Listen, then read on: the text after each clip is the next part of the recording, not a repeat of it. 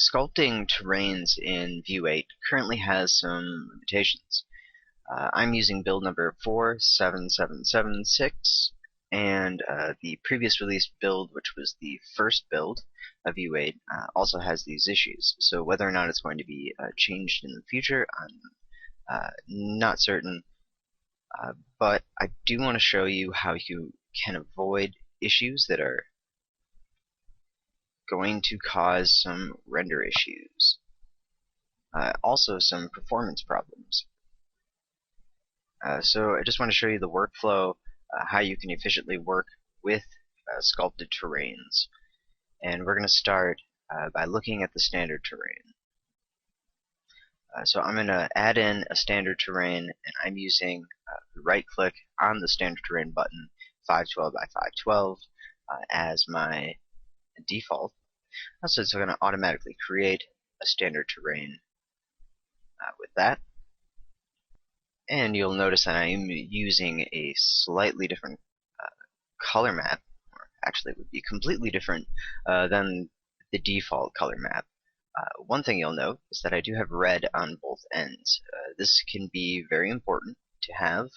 It lets you know when you're about to go out of range, because Vue will clip outside of the defined range, and when you're sculpting, that's more than likely going to happen.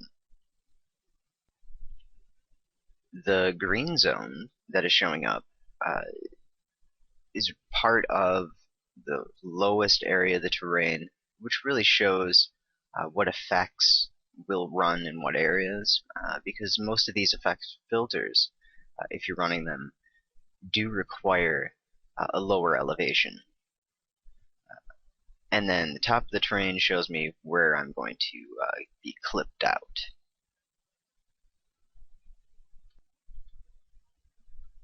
So we can modify this terrain, and I do want to fill in the area a little bit more. We could either add new mountain presets. I also want to note that I am using a different altitude distribution filter. So if you go to the options, now what we can do is edit the filter. This will allow us to define how the fractals will generate our terrains. There are quite a few options here. The noise distribution and the altitude distribution are really easy to use. Going in, defining the numbers can be a little erratic. The horizontal profile can be very helpful. And it is also a real-time update. Not completely real-time, but once you let go of the key points within the altitude distribution, you are able to see a preview of the horizontal profile. I'm going to cancel this really quick, right-click and copy this filter so I don't lose my existing one. But you can generate some really interesting terrains this way. And I'm just going to make a few modifications to this so we can fill in some of that outside area. Click OK, and it will not apply the exact same terrain that you would get if you were starting a new terrain. So I'm going to reset and add a mountain. And now we can see that new area generated. If I want to lift that up, and we can go ahead and dip that in.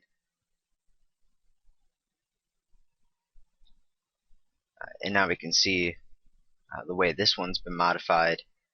And of course, we reset, hit mountain, it's going to look slightly different because it's going to generate a new terrain. We can add on top of it if needed to fill in some area. And that is going to essentially affect all of these filters, and anytime you create a new terrain, those options stay. So it does allow you to create your own presets and customize the types of terrains you either need to work with in Vue or what you like to be a good starting point. So with the resolution at 512 by 512, I just want to apply a few effects running over the terrain. I'm not going to do too much with it, just want to smooth it out, at least the initial creation of it,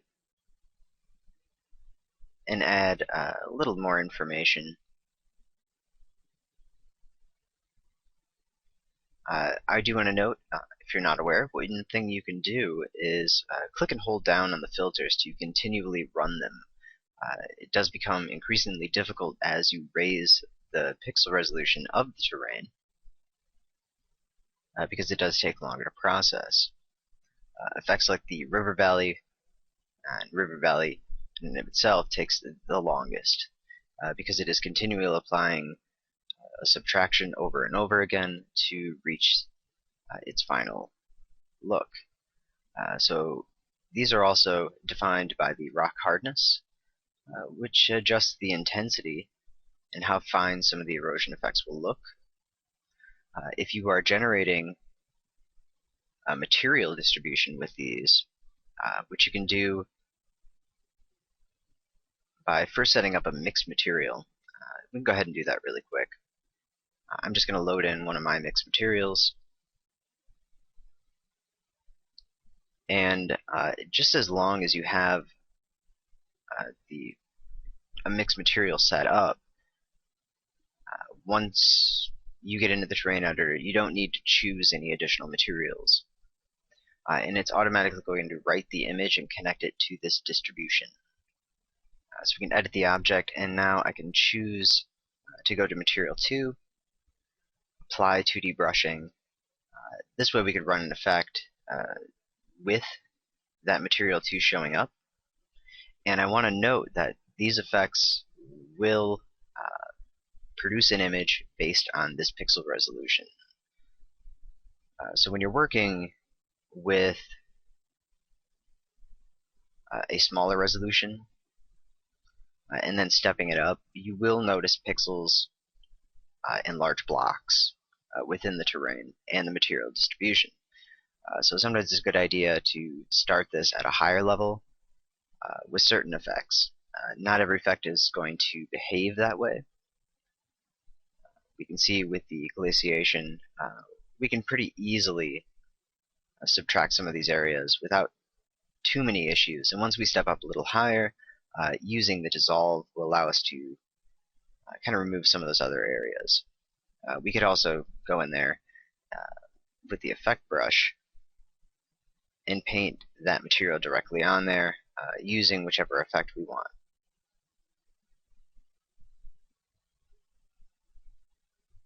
And then you can choose filters and textures as well. We'll take a look at those in a little bit. But now we have a little bit of a terrain set up, and I'm going to go ahead and turn off, basically click the Material 2, turn off the Apply 2D brushing. We're not going to worry about the distribution map right now. If you do want to see what it looks like, I'll go ahead and just do a quick render. So this is just a preview render, but it gives you a good idea of how that distribution looks, and the smoothing around the edges to prevent some of the pixelation is controlled by the smooth blending strip. The overall distribution is really rather pixelated, very harsh, not a lot of in-between values. So this will be updated as you paint with the terrain. And if you take a look in the Links tab, you can see that texture map. So if you do want to export this image, you can select Export. I can also see that I am going slightly below the ground plane, so I'm just going to go to the Move gizmo. I've got all of these shortcutted on my mouse, so you may not see me go and click on the different gizmo buttons. Move, rotate, and scale, and then we've got the parent coordinate, local, global, and the view coordinate. You'll see me mostly using the global coordinate. Occasionally the view coordinate will be set because the shortcut is V on the keyboard. And that also ties together with the terrain editor preset for invert. So if I hit V, click OK. Even though I was just in the global mode, it did switch me back because it does kind of translate through. So you can update keyboard shortcuts, try to compensate for that. So if that's becoming a problem, you can go to File and Options, and under Operations, one thing you can do is scroll down to Gizmos, and where we had the view coordinate, you can just remove that.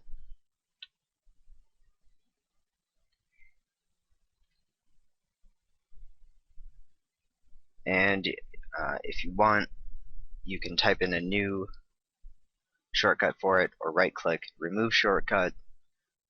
I'm just going to remove it because I don't want to have it set for that. And now we can switch to that invert without it switching to the view, hopefully. So that'll make it a little bit easier if you're going to be using the keyboard shortcuts in the terrain editor, which you should be, because it'll make your work go much quicker. So let's take a look now at the sculpting. And I am going to add just a little bit of detail. And you're going to see a huge change between the sculpted geometry that shows up in the preview and what we're going to see in the render, because once we initiate a 3D sculpt, it's going to show us that sculpted mesh and not the underlying geometry.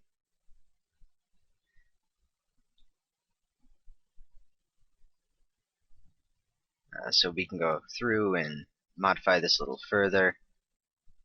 Certain filters you may want to avoid are the cracks filter, especially if you're already working with the 3D mesh, because they will go a little bit too far into the terrain. If you have a really high pixel resolution, you might be able to get away with that.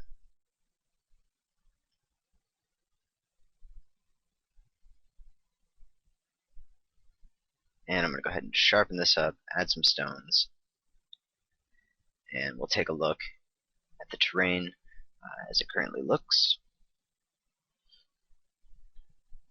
And I do want to note that standard terrains rely heavily on bump map information in order to look realistic and not have very large pixel blocks. The shadows, however, will appear a little pixelated in some cases if there is too much or too sharp of a cutoff, and that can happen around the edges and using certain filters or just having a low resolution.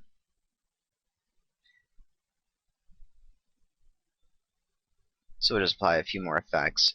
We can also go ahead and switch this over to a different type of shadow to completely remove any of those blocks. You could use a shadow map, soft shadows, select auto size, and most of those options are usually okay.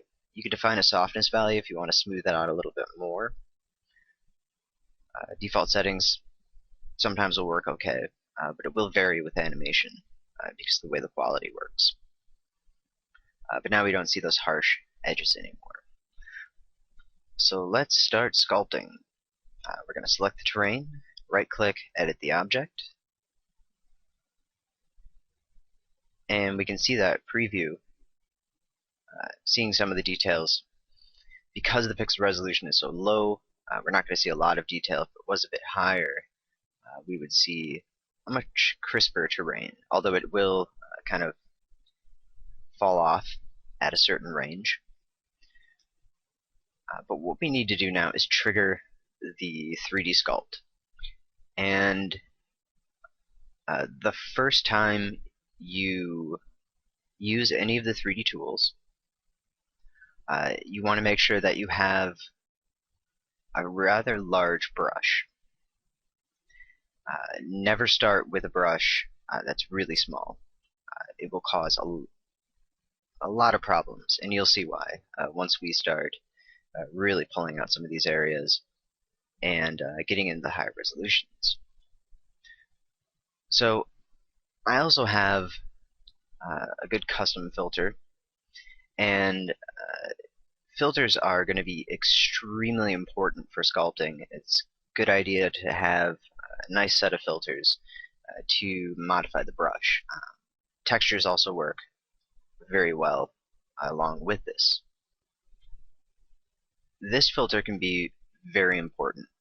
And if we edit it, what we can see is just 2 points, both all the way on the bottom. Basically, I call it no effect filter. It is provided with the training with the rest of the filters that are with it. And what this does is make sure that the brush doesn't modify the terrain. This way we can subdivide the geometry without actually affecting the terrain, which is pretty nice. So I have the no effect filter loaded in. I'm also going to switch to the wireframe view. We can do that up at the top. You can see that sphere with the wire around it. We can also see the current resolution. And now once I click, and I do want to note, you typically would want to turn off the airbrush mode for this, especially when you start to get to a much smaller brush size. So now when I click, we can see that the resolution has basically been cut in half because we're now seeing the displacement geometry, the 3D sculpted geometry. That other information is still there. It's just not going to show up in the preview of the terrain editor. So a much lower res mesh is now shown until we increase the resolution of the sculpted mesh by painting with smaller brushes. So by itself, now we go into the terrain, or in closing out the terrain editor, we can see the mesh, and we can already see one issue showing up in the OpenGL, which will also show up in the render, and it's a seam. These seams are normally covered up by bump maps and the texture that is on the terrain, but they're still there, and in certain situations they can cause problems with shadows, especially with procedural terrains, which we'll be looking at a little later. And now I can kind of make out the seam through the texture on here, but in this case it's really not too bad. So provided you have a good enough material on there, typically the seam won't show up. It is showing in the OpenGL. One thing I am going to do is copy the terrain, Control-C and Control-V to paste, and just move this up, and I'm going to reset the material and now just render this terrain, and you can see that line going all the way down the center. And there is another line going in the other direction. If we find the center, we'll also be able to see another seam on the other side. So right through the center right here is the other seam. And like I was saying, in most cases, these types of seams can be covered up. It may not cause any problems when the material is on there, but provided how much sculpting you're doing, they will separate in some cases. So these seams only show up under certain circumstances. Basically, we can go ahead and just delete this terrain, and I'm going to go and edit it. The 3D geometry needs to equal or be greater than the original pixel resolution. So for this terrain, we have 512 by 512. In order to calculate the polygon count of standard terrain, you multiply both the pixel resolution, so 512 by 512, and then multiply it again by 2. The reason for that is because all polygons are triangulated and split in half.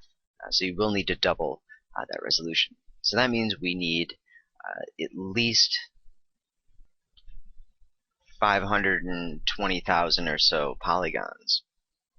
And if we take a look in the lower right, provided you have this set to the polygon count and not free resources, you can see how many polygons are currently in the scene. Not necessarily always going to be correct, because with dynamic population you won't know how many polygons there are from the ecosystem. Procedural terrains, that polygon amount isn't generated until render time based on where the camera is at, and if you have multiple terrains in the scene, that of course increases that. So if you do need to calculate, it is pixel resolution times pixel resolution x times y, and then multiplied by 2. So in this case, in order to remove those seams completely, we would need to divide the resolution of the terrain one more time. And we'll be doing that in just 1 second. So let's take a look at the primary sculpting tools. Under the 3D, we have Sculpt, Freeform, and Inflate. There's another tool which is not located in the 3D panel, which is the Smooth. The Smooth brush works much better for sculpted geometry, although if you don't have a sculpted terrain or any 3D or the displacement layer showing, it will still be usable for a 2D terrain. It will not trigger the initial division or addition of the displacement layer, although it can increase the resolution if the brush is small enough once the displacement layer has been defined. So I'm going to switch my brush and just start pulling out areas of the terrain, and I'm using the Freeform tool. And just another note about that Smooth brush, it does have less of an impact on the 2D geometry than the displacement geometry. But what we can do is just kind of move around the terrain, and what you're seeing as I'm sculpting is that immediately the resolution changes with the wireframe. We can see that the resolution is cut in half, because the way the brush size works is it defines the level of the mesh in which we are manipulating. So in this case, with my brush at its current size, we are modifying the resolution twice as large as what we're seeing. Once you're working on a smaller resolution, you'll be able to see it basically refresh and update. It may take a second for it to update and really start showing the lower res. But I also suggest that you pay attention to the top and make sure that nothing is divided and that you don't have any extra subdivision of the geometry until you're ready for it, because you do need to make sure that certain levels are equal. And we'll see that in just a sec. I'm first going to just make some modifications and then purposely destroy the terrain so that you'll be able to see what it is that happens quite frequently.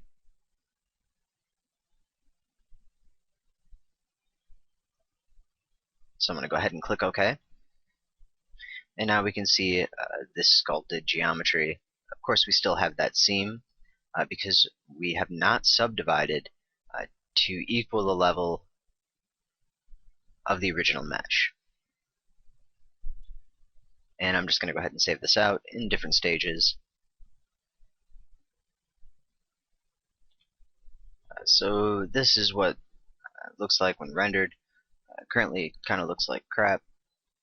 You can also ignore the current bug where there is actually a cone being projected some sort of shadow caused by a bug in the shadow maps. Occasionally, depending on the camera angle, that cone will show up. You can see it coming out from the side over here. That has nothing to do with sculpted geometry, that just kind of happens, unfortunately. I'm just going to make a few modifications to this material, just because I have a few settings in here that aren't really going to work all that well for this terrain. Just reducing the contrast, and then going back to the main layer. And then we can also adjust the scales, making sure that if you're using a distribution that you keep the main mixed material at a scale of 1 with the object parametric mode. Otherwise you will need to modify the distribution map to match the terrain, because it will modify the scale of that.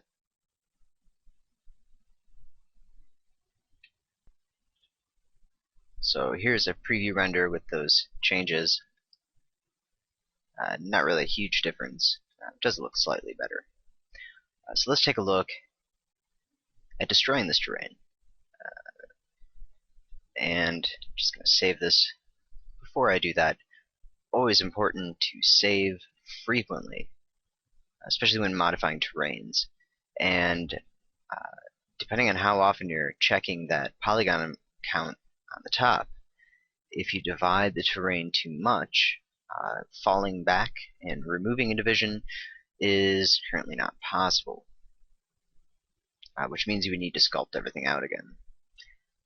So let's take a look at how the geometry is divided. And to remove that seam completely, take a look. And the first thing I'm going to do is just start detailing an area that's stretched out a little more. You can see up here. So these polygons have been stretched out larger. I also want to note, if you're having trouble navigating, if you hold down Shift and right click on the mouse, you can move around the camera and you will see a pivot center point. The best thing to do is move that point to your focus area, or where you want to work. You can then zoom in with the Control and the right mouse button. Actually, that is the focal. I'm using the scroll on my mouse, and this will allow you to zoom into that area, and it makes it a little bit easier to navigate. So just kind of pay attention to that. Shift and right click to position. If you need to move it a different direction, you just kind of shift the camera, kind of pick it up and move it around. If you're familiar with Snowflake and Camera Orbiter from Xylofx, tool I created for modifying the camera, and you're used to using that, this might be a little more familiar. So if we reduce the size of the brush, and I'm in the smooth mode, once the brush size becomes too small compared to the geometry that we see, it will divide that geometry. So what we just saw happen was the polygon count just jumped for that displacement layer to 229,000 polygons. And it has divided one of the sections of the terrain. I also like to keep the wireframe mode open for as long as possible, or have it turned on until system performance becomes too decreased to anti-alias all those lines. But if we take a look, it starts out with these main 4 quadrants, and it will divide an entire section if you fall below that size of the polygon in relation to the brush size. And it is not defined by a filter size. It entirely has to do with the size of the brush itself. And what we see is the highlighted area in that yellow sphere. Now if we just close this out, and actually let's find out exactly where the camera is at. So I'm going to turn off the wireframe mode, and just next to it we can show the entire scene. So now we can see where that camera is looking down.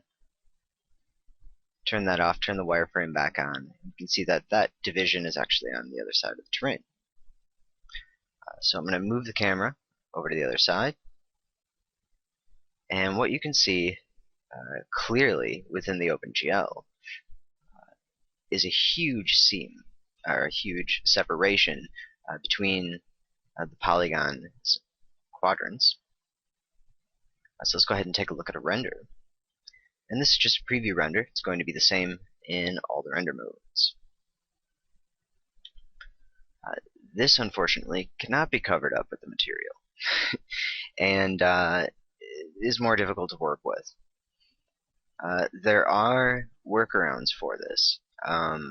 If you don't want to divide equally, which I'll show you in just a second, one technique would be to copy the terrain and place it underneath, and then you can basically let's go ahead and do that, because this is one solution. This would be a better solution if you have a huge scene that's using a ton of resources, where you really don't want to have that extra geometry from the sculpted terrain, because what we can do is just bake a low resolution copy of this, but we do need to modify it first. So I'm going to copy and paste this, and just go ahead and reset the material, edit the object, and turn off wireframe, make a very large brush, the low flow, switch to the inflate, turn it to invert, which is also V on the keyboard. And what we can do is just kind of reduce and deflate by using the invert, and this allows us to kind of scale it inward.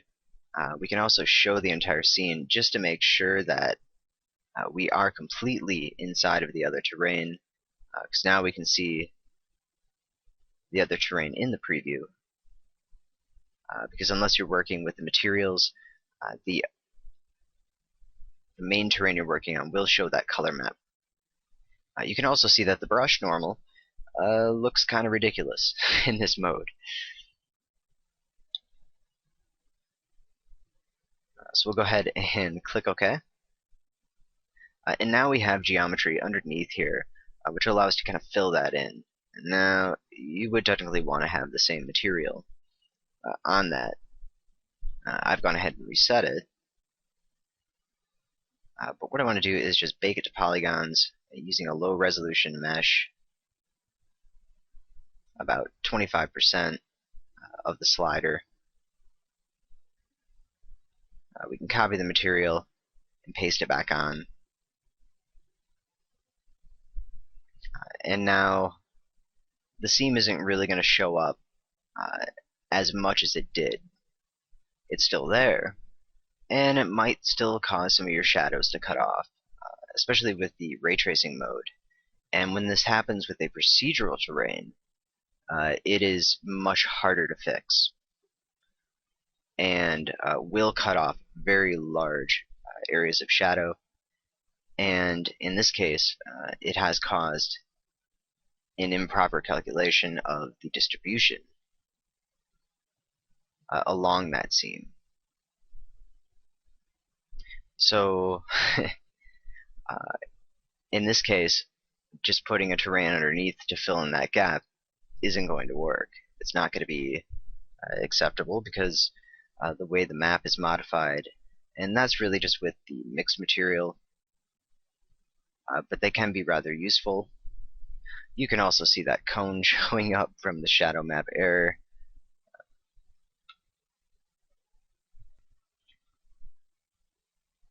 So we're going to take that other terrain, which you can also do some other cool stuff with overlaps using that technique. So it's not just limited to fixing creases. Keeping in mind too that that copy also has the same error and the same problem, but it should be enough to block the see-through area of the seam when that's happening. Okay, so let's take a look at evening this out, fixing the distribution, and getting this terrain to work a little bit better. Go back to the wireframe mode, and what we need to do is use a smaller brush, and I'm going to use that no effect brush or filter so that we're not manipulating the terrain or painting anything. At this point, we don't want I don't want to make any changes. I just want to subdivide the rest of these zones. So what we want to do is just use a smaller brush, and it is rather difficult to change the size. It becomes kind of a pain at these lower levels because the divisions change drastically and really jump. So you just got to kind of pay attention. And it doesn't matter which tool you're using, Sculpt, Freeform, Inflate, or Smooth, because that no effect filter is on, and it will not affect the terrain. So just by dragging over it, I was able to divide equally.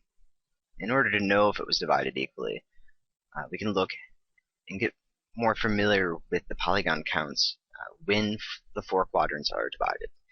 So 524k polygons is an equal division of all 4, unless you've created a very small brush and sculpted one of the quadrants to divide more than the 2 initial times. So that's another reason why I like to look at the center and divide from there, because then you can see every section has been divided equally. And now those quadrants will be divided once again in order to create the finer zones. And every time we do that, it will essentially cause some of those tears. So now that the resolutions are matched between the 512 by 512 pixel resolution to create the original terrain and the sculpted geometry, the seams are gone. We will no longer see those smoothing seams, the smoothing error seams, and also the creases and the tears in the terrain have disappeared and won't be a problem until we divide further in one specific zone, at least until we reach a certain resolution. So let's go ahead and just take a look at a quick render. And there's that shadow map error again. I'm going to go ahead and switch this over just to the regular ray tracing, the regular shadow system, so that we don't have that. One thing you will notice is that that material distribution is no longer creating the sort of impact it was before. And although nothing has really changed about the distribution, the overall mapping of the terrain or the scale might have been modified because of that, so we may not see the distribution anymore. If we go to edit the object, we don't even have, we don't have the ability to use the materials with the 3D modes. And I am going to turn off the wireframe right now. But once we switch to a 2D brush, we can turn on and switch between the materials. Now we can see that showing up. I'm going to click OK and see if maybe that will update the terrain. And it has. So it's really just a matter of once you divide your resolution, you do need to preview the material in order to get it to kind of refresh the scale and kind of the built-in mapping for the terrain. So that is kind of an important thing to watch out for when you're using the terrain editor distributions.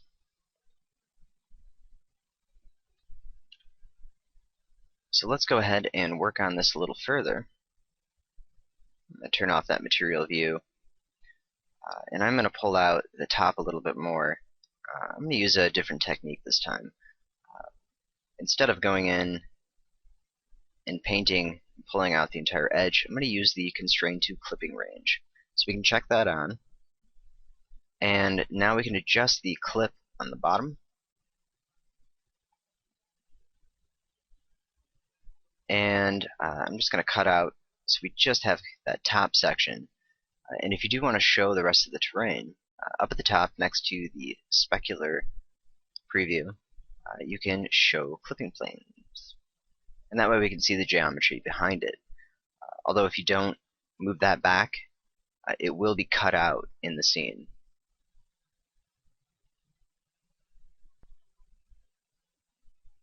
So if we show entire scene, now with that clipped, you can see this is the only part that will be showing up.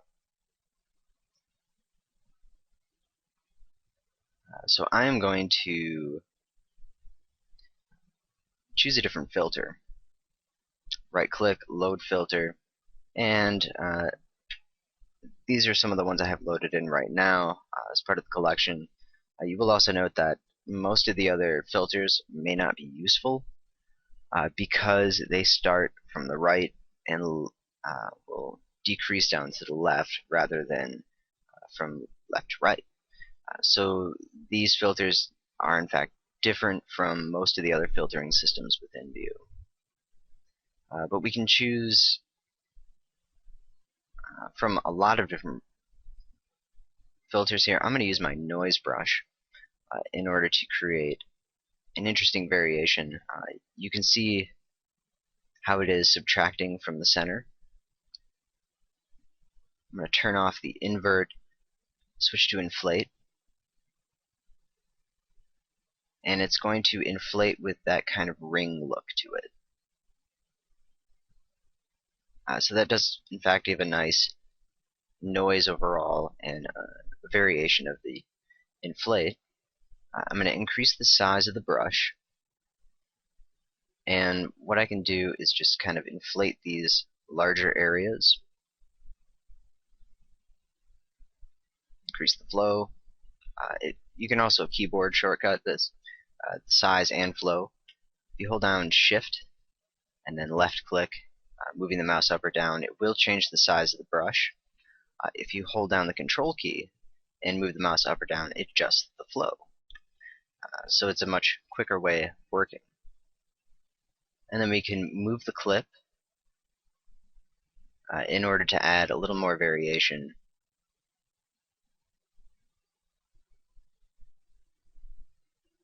On different sides of the terrain, so it's not all equal. And then what I'm going to do is move down the clipping range and then make sure the top is not included and switch to invert, adjust the flow, bring it down, and now we can subtract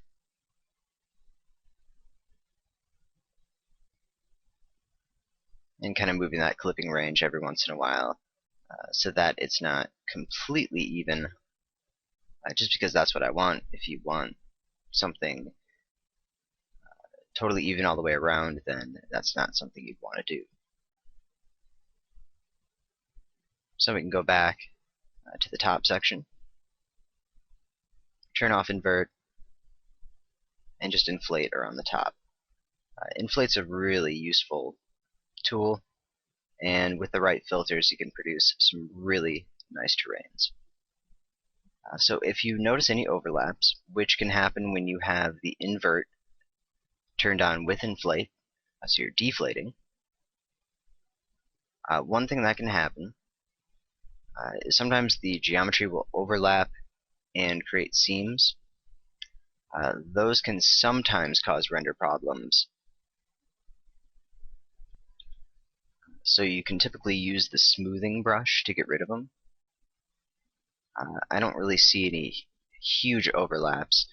If we take a look at the bottom of the terrain, you'll be able to definitely see them. We can see a split, and it's best just to take care of these now before dividing the resolution any further. The reason for that is once the next level of the displacement is defined, you may not be able to smooth these back out. So we're going to switch to the smooth brush, and I do not want to use my noise filter for that. Reduce the flow, and you may need to decrease the size to match that lowest resolution. And anytime you start working with that lower size, pay attention to that amount on top and make sure that you are not dividing because we do not want to increase the resolution as of yet. And you will usually notice when that resolution is increased. There'll sometimes be a flash in the OpenGL, but for the most part, you probably won't notice it unless you have the wireframe mode on. So we can go around where we can see any of the seams and just working on the bottom of the terrain, just remove them before they cause any problems later down the line. Another thing too is if you're having trouble removing a seam, one thing you can do, and I do in a note that it is kind of a pain navigating the camera on the underside of the terrain, but if you're having any problems smoothing out an area with a seam, sometimes you can inflate that zone, and we can see right now it's actually increasing that tear. I'm going to undo that, switch to invert, and see if we can get it to level out a little bit more. That did seem to fix it. So sometimes you can use the inflate on the underside just to reverse any damage done caused by the different polygons overlapping. And if the tear was created from a lower set of geometry, then you will need to use a smaller brush in order to be able to smooth it out. Because sometimes you're only going to be able to affect the higher resolution of the mesh if your brush is in fact too large. But always paying attention to that polygon count, because you don't want to create any unnecessary geometry. Typically you shouldn't run into any horrible problems where you would need to increase the resolution in order to fix any tears. So you really wouldn't need to divide the mesh to fix any problems. Because if it was correct when you started, there's really no need to increase the resolution higher than the original generation. So now we have a little bit more to the terrain. We can still use the different effects, and depending on how you've modified the mesh, you can notice a change in the way some of those effects are applied. You also notice that when you use the undo, it will sometimes reset the camera position. But I'm just happy that the camera movements are not included in the undo list as they are within the main interface, which can cause some problems. One thing you'll notice once you start using effects is sometimes they might work in a different direction than they're supposed to. Or they can sometimes cause erratic polygons. So you do need to be careful to pay attention when you're using those effects, not to kind of lose sight of the geometry. And that's usually caused by an overlap when it's reversing and going the other direction. So you can normally go underneath the terrain, take a look, smooth out the area, fix any of those problems, and just make sure that you're smoothing anything that needs to be smoothed and not dividing higher.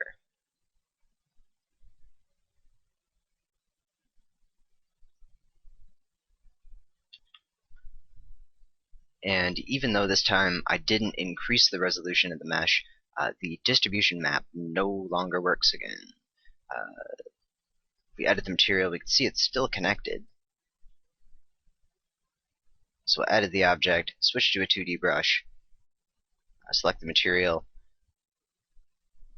and we'll just leave it on for now, and that should refresh the terrain, and now we can see the distribution map showing. Although because I just ran extra effects, it's not going to match up to the terrain as it did before. Another thing you'll notice, let's go back into the terrain, and actually we can turn back on the material painting. And using the 2D, what we can see is once the displacement geometry causes an overlap, painting will exist in more than one area, and it's projected downward. So any sort of overhangs that you have. So let's go ahead and take freeform. We're going to dig out, so you can see that a little more. Invert the freeform in order to dig inward. And that's of course going to conform to the normal that the brush is moving along with it. If you want to stay in the same direction, you then need to use the Sculpt tool. So we pick the direction, and then after the first click it will continue to push that same direction until the next click. And if you're noticing any issues, you can smooth them out and then continue to sculpt. One nice thing about using the Sculpt tool is sometimes the freeform jumps around just way too much, and it's difficult to achieve certain sculpts that you'd like to do. So by continually sticking with the same direction, you can create a little more of an even terrain. Now, if you start to see too much tearing, that means you're increasing the size of the polygons. And if we take a look at the wireframe, eventually, if you do that too much, it will start to divide that geometry. So if you need to, you can use the Sculpt to pick a direction, and then once that direction is set, size that up. Undo, turn on invert. You can use it to push other geometry towards where you want to sculpt. And that way you can smooth it out and have a lot more geometry that isn't being used at the moment to control areas you want to define further and that need more polygons. So it becomes kind of a move brush if used correctly. And you can use a different filter too in order to get that to work out a little bit better. I'm just kind of using the defaults at the moment with some customization. And we'll take a look at more specific filters once we start working on this a little bit more.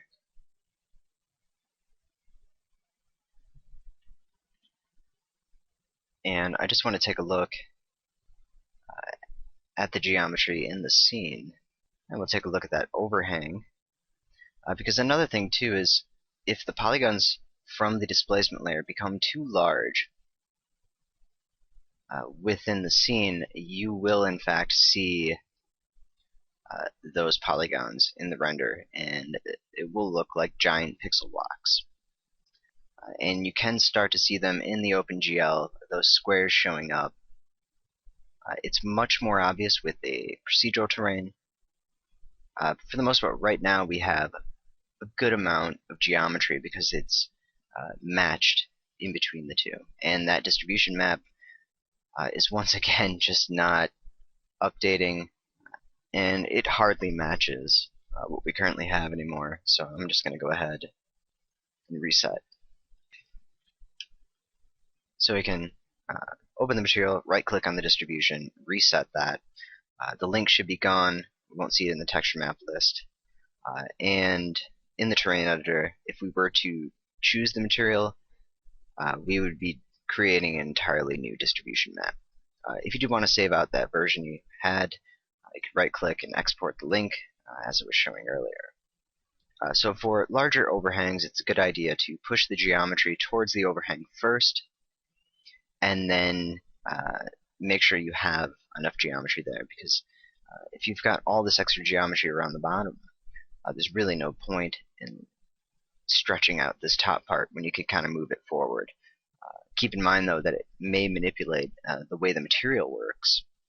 And right now, since we don't have that other distribution, we can just see kind of a random mix between these materials. It still looks rather interesting.